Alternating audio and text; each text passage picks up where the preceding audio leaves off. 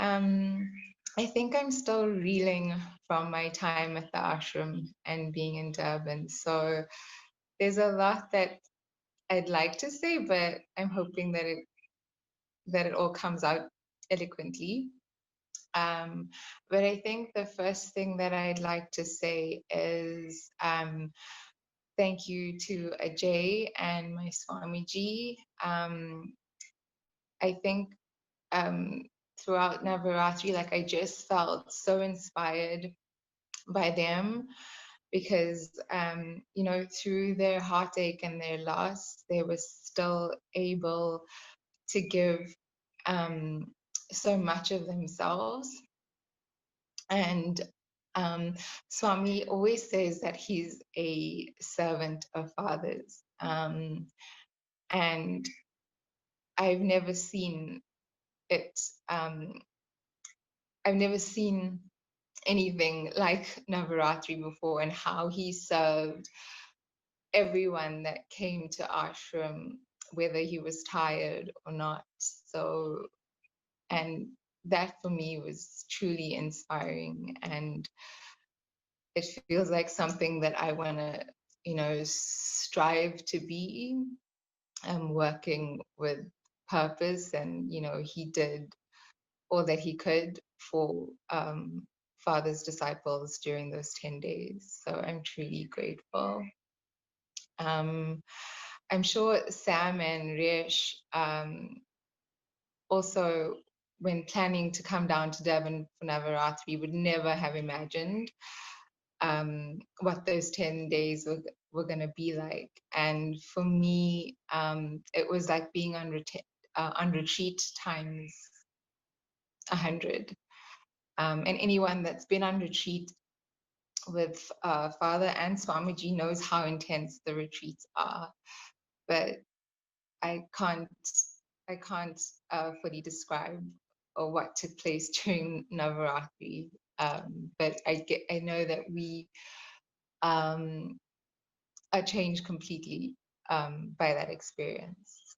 I think one of the first things that I can remember from the 10 days was Sam and I were blessed enough to do Abhishekam for Mother on the first night, I think. And I think she also described it a little bit when she shared.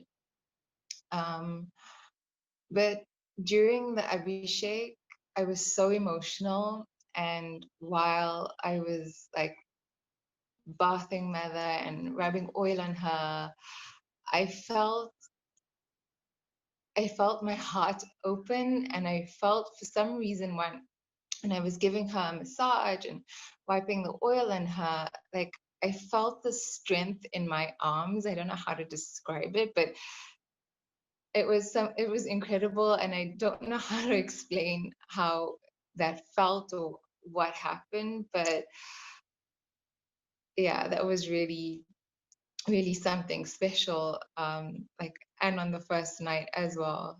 Um, yeah, and one of the other things that will stay with me for a long time, because I know that people that visit the ashram regularly always, they always see manifestations, whether it's vibhuti or honey or some things that happen at the ashram that can't be explained. Um, on one of the days, Swamiji was performing the Abhishek, and I was sitting behind him. And in the lota of water, he had a mixture of water and chandan, or water and haridi. Sorry, Swamiji, I'm not sure which one it was. So while he poured the water and haridi into the murti, towards the end, like the water and the mixture was done, and then when Swamiji tilted the lota further, there was dry chandan that came out of the lota, and I was mind blown because I have never witnessed anything like that ever before, and that this is something that will stay with me forever. I can still imagine, I can still see the chandan falling on the murti, and that for me was amazing, and I'm so grateful for that experience. Um, yeah, I think it's just difficult to describe how I felt during those 10 days. And there was so much that happened. And I think it was magical and crazy. It was just a whirlwind. So please forgive me if I sound like I'm a little bit all over the place. But I know that during all of my healings um, that Swamiji held, I released so much. It was probably lifetimes of stuff that I released, and I was not you go into these things not expecting anything. And sometimes because sometimes I'm like, you know what, I'm crying too much. Let me just keep it in and let me keep it together. And, let's not scream this time. But Father has other plans, and we're not in control of much. But another experience that I had was during Durga Saptasati. Swamiji would recite the Durga Saptasati every day at 5 a.m. And on one of the mornings, he told Keegan to get some flowers, and to light a lamp outside the gate. And I was like thinking, oh my gosh, why is he doing that now? Why is he stopping? It's 5 a.m. And then Swamiji said to us that Mother came, and that's when she made her presence known. And that for me also, I got goosebumps when he said that Mother was there. So that was also very special. And even during the Durga Saptasati that Swamiji would recite every morning at 5 a.m. I didn't expect anything to happen during those recitals, and I think it was probably on the 5th or 6th day, because we're all tired. It's 5 a.m. We probably only went to bed at 2 a.m.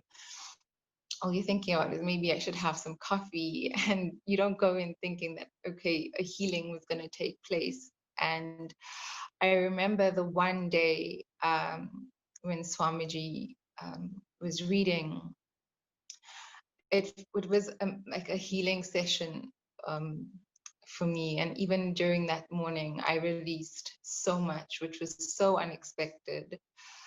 And yeah, I don't know how to explain all of this grace that happened that Navaratri. But it was just an incredible experience to be there. And I don't think that any of us,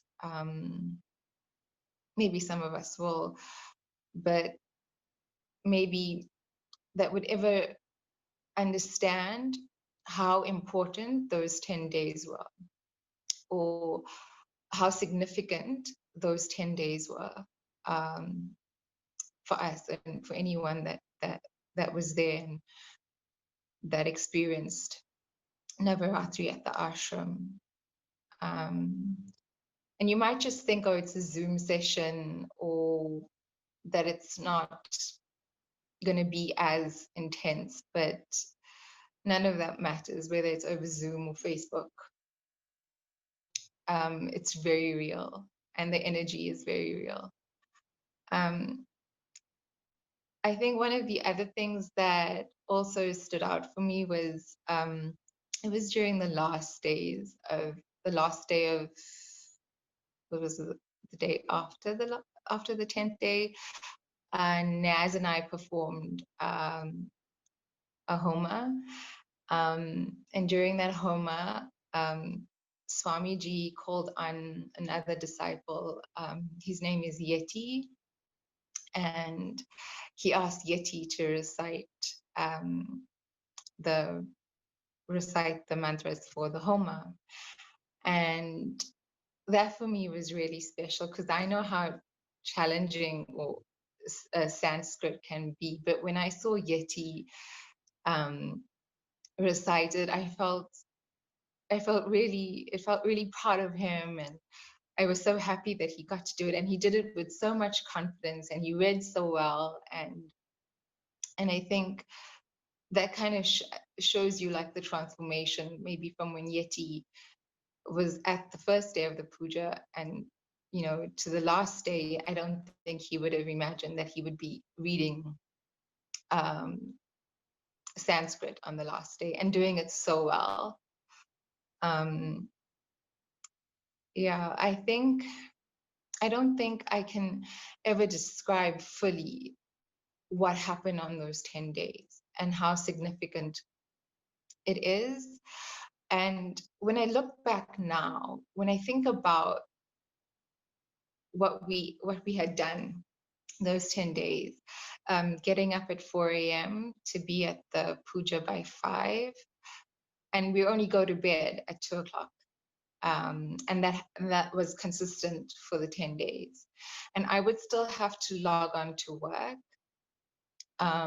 For those 10 days, I was working from the ashram, and then still do the pujas in the evening, and also in between that we would maybe go shopping, that for the prayer. And when I think about it, it almost feels like it wasn't me. I feel like, or it feels like I was being carried. It doesn't feel like that was me doing the things. I don't know if that makes sense. But I think one of the things Swamiji kept repeating after the 10 days was that he's hoping that people don't waste the time that's spent at the ashram. And he said it a few times. And the first time he said it, I'm like, oh my goodness, I need to start chanting more, or start chanting. And then when he said it again, and I asked him, like, what does he mean by that? And he said, is that we just need to raise our awareness. And I think that there's so much else that happened, and I know that I don't want to share other people's experiences, but I know that lives were saved during those 10 days.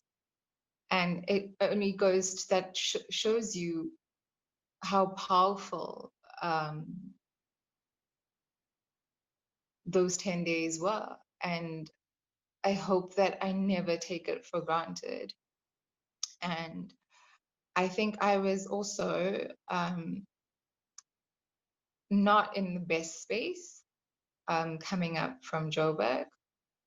And I was a little nervous, to be honest, coming back home. But I feel a little bit stronger now. And it's all thanks to Father Swamiji, the ashram being there. And yeah, I'm really grateful. So thank you so much, everyone, for listening.